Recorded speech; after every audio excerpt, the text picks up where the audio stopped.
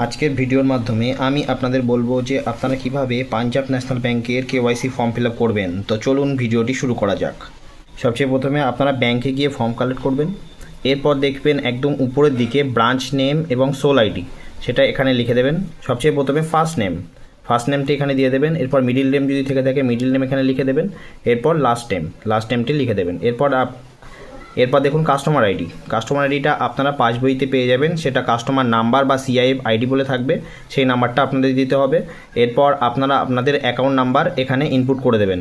এরপর সিকিউআইসিআর আইডি, এটা যদি আপনাদের কাছে থেকে থাকে তাহলে দেবেন, নাহলে দেওয়ার কোনো দরকার নেই।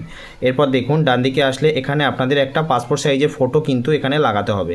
তারপর এখানে আপনারা আপনাদের ব্যাংকে যে সাইন আছে সেই সাইনটি এখানে সাইন করবেন, দুটো সাইন করতে হবে। এরপরে কর্নারের দিকে দেখুন যে দিন আপনি কেওয়াইসি জমা করবেন তার ডেটটি এখানে ইনপুট করে দেবেন। এরপর নিচের দিকে আসলে দেখতে পাবেন পার্সোনাল ইনফরমেশন। সবচেয়ে প্রথমে আপনারা এখানে জেন্ডার লিখে দেবেন, তারপর আপনাদের ডেট অফ বার্থ, এরপর আপনাদের ফাদার্স নেম যেটা থাকবে সেটা এখানে লিখে দেবেন, মাদার্স নেম লিখতে হবে। এরপর রেসিডেন্সিয়াল স্ট্যাটাস কিন্তু ইন্ডিভিজুয়াল লিখবেন। এরপর প্যান কার্ড নাম্বার, আপনারা আপনাদের প্যান কার্ড নাম্বার দিয়ে দেবেন। যদি প্যান কার্ড না থাকে তাহলে ফর্ম 60 ফর্মটি ফিল আপ করবেন। এরপর প্রফেশন বা অ্যাক্টিভিটি, আপনারা কি করেন, তো আপনাদের বোঝানোর জন্য আমি এখানে বিজনেসম্যান দিয়ে দিয়েছি। আপনারা স্টুডেন্ট হতে পারেন, সেলফ এমপ্লয়েড হতে পারেন, সেটা এখানে লিখে দেবেন। এরপর অ্যানুয়াল ইনকাম, আপনাদের যে অ্যানুয়াল ইনকাম যেটা থাকবে সেটা এখানে দিয়ে দেবেন।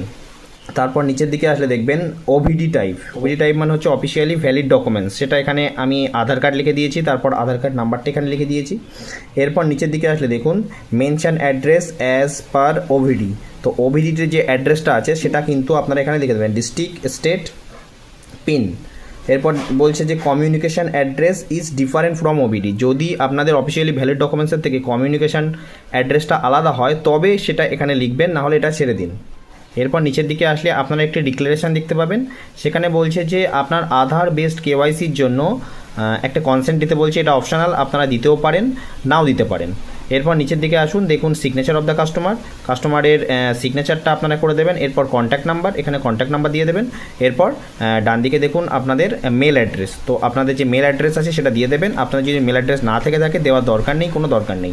এরপর দেখুন ফর অফিসিয়াল ইউজ অনলি, এরপরে আপনাদের আর কোনো কাজ নেই। ফর্মটি সম্পূর্ণ ফিল আপ করার পর এর সঙ্গে যে সাপোর্টিং ডকুমেন্টসগুলো আপনারা দিচ্ছেন সেটা অ্যাটাচ করবেন এবং সেলফ অ্যাটাস্টেড করে ব্যাংকে জমা করবেন।